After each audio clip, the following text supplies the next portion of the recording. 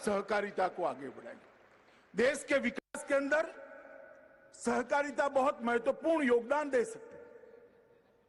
देश के विकास के अंदर सहकारिता का योगदान आज भी है।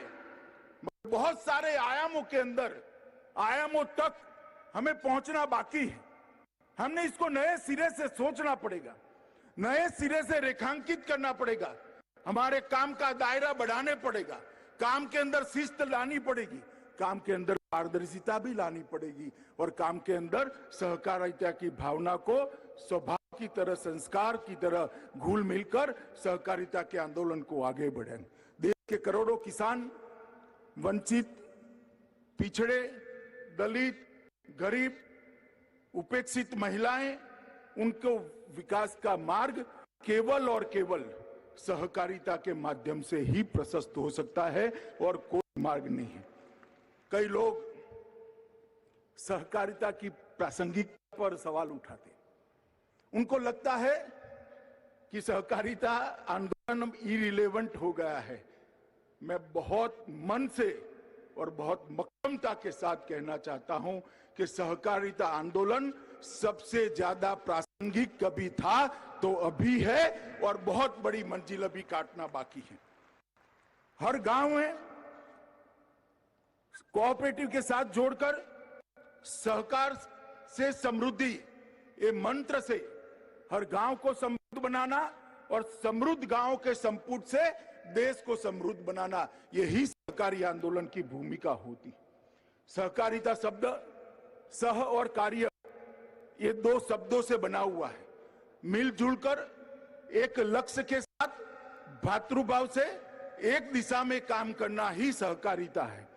हम हो सकता है, मैं हमेशा कहता हूं, हो सकता है कि देश के करोड़ों लोगों की, हम सब कोऑपरेटिव क्षेत्र में काम करने वालों की ताकत बहुत कम होगी, आर्थिक ताकत भी शायद हमारी कम होगी, मगर हमारी संख्या इतनी बड़ी है। अगर इसको एक बार कोऑपरेटिव के माध्यम से हम इकट्ठा करते हैं तो एक प्रचंड ताकत की निर्मित होती है जिसको कोई हरा नहीं सकता। और ये आत्मविश्वास के साथ सहकारिता आंदोलन ने एक नई शुरुआत करने का समय आ गया है। मोदी जी ने एक मंत्र दिया है सहकार से समृद्धि का, और उन्होंने जो $5 ट्रिलियन की इकोनॉमी का लक्ष्य रखा है, मैं आज मोदी जी को आश्वस्त करना चाहता हूं कि सहकारिता क्षेत्र भी आपके $5 ट्रिलियन की इकोनॉमी के लक्ष्य को पूरा करने के लिए एड़ी चोटी का जोर लगा देगा। मित्रों, हमारी जो सहकारिता से ताकत बनती है, वो ताकत देश को समृद्ध करने की दिशा में आएगी, इसका मुझे विश्वास। सहकारिता आंदोलन भारत के ग्रामीण समाज की प्रगति भी करेगा और एक नई सामाजिक पूंजी का कंसेप्ट भी खड़ा करेगा।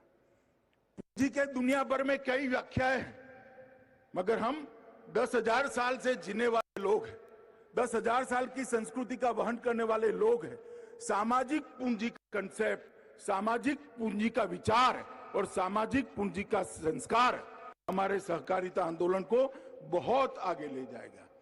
कई देशों के अंदर सहकारिता कानून से अस्तित्व में आती है, कई देशों के अंदर सहकारिता छोटी छोटी पैक्स और बाकी सहकारी समितियों के संविधान से अस्तित्व में आती है। भारत में ये व्यवस्था के लिए जरूरी है। भारत की जनता के स्वभाव में सहकारिता घुल मिल गई है, इसके संस्कार के अंदर सहकारिता है। ये कोई उधार लिया हुआ कंसेप्ट नहीं है, हमारे स्वतः काम से प्रकट हुआ ये सहकारिता कंसेप्ट है। इसलिए भारत में कभी सहकारिता आंदोलन कभी भी इरिलेवेंट नहीं हो सकता। मित्रों, मैं बहुत समय से, लगभग 25 साल से सहकारिता आंदोलन से जुड़ा हूं। छोटी सी छोटी इकाई से लेकर राज्य कक्षा की बड़ी इकाइयों तक मैंने काम किया है। मैंने देखा है कई सारे संकट आते हैं, सरकारें सर्कुलर निकालती है, परिपत्र निकालती हैं, परिपत्र का मॉनिटरिंग करना पड़ता है, मगर हमारे सहकारिता आंदोलन वाले कोई परिपत्र राह नहीं देखते। बाढ़ आती है तो गांव की पैक्स वहां खड़ी हो जाती है और सबको खाना खिलाने का काम करती है, उनको आसरा देने का काम करती है। कोई डिस्ट्रिक्ट कोऑपरेटिव बैंक कितना मुनाफा खर्च हो जाएगा इसका चिंता नहीं करता, डिविडेंड कितना कम हो जाएगा इसकी चिंता नहीं करता। अपने कार्य क्षेत्र के अंदर चाहे अकाल हो, चाहे साइक्लोन हो, चाहे बारिश ज्यादा आई हो, बाढ़ हो, वो काम के लिए एक मुश्त होकर सब खड़े हो जाते हैं। सहकारी आंदोलन ने इस देश को ढेर सारे संकटों में यहां पर बाहर निकालने के लिए अपना योगदान दिया है। सहकारिता भारत के लिए नई नहीं है। 1904 से लेकर आज तक भारत ने सहकारिता आंदोलन ने ढेर सारे मकाम देखे, बहुत चढ़ाई ऊंचाई को भी हमने देखा है। कभी हम गिरे, कभी संभले, कभी आगे बढ़े, तेजी से आगे बढ़े, कभी धीरे हुए, परंतु ये गति नहीं रुकी। और मेरा आप सभी से यही अनुरोध है कि ये गति नहीं रुकनी चाहिए। आज इस अवसर पर मैं सहकारिता आंदोलन को बल देने वाले माधवराव गोडबोले, वैकुंठ भाई मेहता, त्रिभुवन दास पटेल, विठ्ठलराव विखे पाटिल, यशवंतराव चौहान, धनंजयराव गाडगिल, लक्ष्मणराव इनामदार जैसे कई लोगों को मैं याद करता हूं और इसको प्रणाम कर कर उनके आशीर्वाद से ये आंदोलन को एक नई गति देने के लिए हम आगे बढ़े, ऐसी प्रार्थना भी करता हूं। मित्रों, जो लोग आज भी मुझे कई लोग मिलते हैं, कॉर्पोरेट क्षेत्र के लोग भी मिलते हैं, पत्रकार भी मिलते हैं, अलग अलग पॉलिटिकल पार्टी के नेता भी मिलते हैं और सच अर्थ में मुझे पूछते हैं कि सहकारी आंदोलन रिलेवेंट है क्या, उसकी प्रासंगिकता आज भी बनी हुई है क्या, क्या सिद्ध होगा।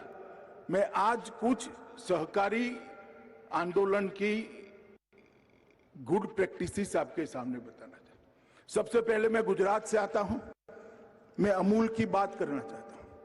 अमूल का जन्म सरदार पटेल की दीर्घ दृष्टि से हुआ था। 1946 में अंग्रेजों ने एक फैसला किया कि किसानों ने कंपलसरी फर्जियात रूप से अपना सारा दूध एक प्राइवेट कंपनी को देना पड़ा। इसके खिलाफ एक आंदोलन हुआ खेड़ा जिले के अंदर। सरदार पटेल ने त्रिभुवन भाई को कहा कि जब तक आप दूध बेचने की व्यवस्था नहीं करते तब तक दूध का आंदोलन, इसके खिलाफ आंदोलन कभी सफल नहीं होता। और वहां एक शुरुआत हुई अमूल की। सरदार पटेल के मार्गदर्शन में त्रिभुवन भाई पटेल ने 2 प्राथमिक ग्राम दूध उत्पादक समितियों का पंजीकरण किया, जिसमें 80 किसान जुड़े हुए, सिर्फ 80 किसान। और वो अमूल कहां है? 2020-21 में उसका ग्रुप टर्नओवर 21,000 करोड़ को पार कर गया है मित्र, 53,000 करोड़, 53,000 करोड़ रुपीस उसको पार कर गए। एक दिन में लगभग 30 मिलियन दूध का प्रबंधन ये हमारा कोऑपरेटिव संस्थान करता है। इसके अंदर 36 लाख किसान परिवार जुड़े हुए हैं और विशेषकर महिलाओं को एम्पावर करने का काम किया है। मैंने तो गांव में देखा है, गुजरात में, शनिवार को जब महिला के हाथ में अपना चेक आता है या कैश आती है, इसके चेहरे पर हर्ष देखकर मन को बहुत अंदर तक शांति होती। 36 लाख किसान परिवारों को अमूल आज अपने साथ जुड़ा है। 18 जिलों का ये फेडरेशन है।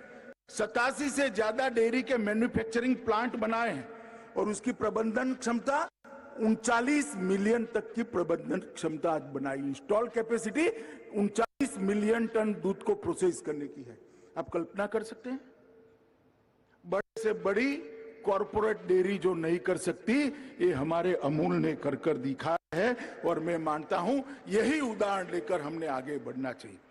लिज्जत पापड़, बहुत कम लोगों को यहां पर भी मालूम होगा, लिज्जत पापड़ कोऑपरेटिव 1959 में जसवंतीबेन पोपट नाम की एक गुजराती महिला साहसिक ने 80 बहनों को साथ में रखकर एक कोऑपरेटिव बनाकर पापड़ बनाने की शुरुआत की थी।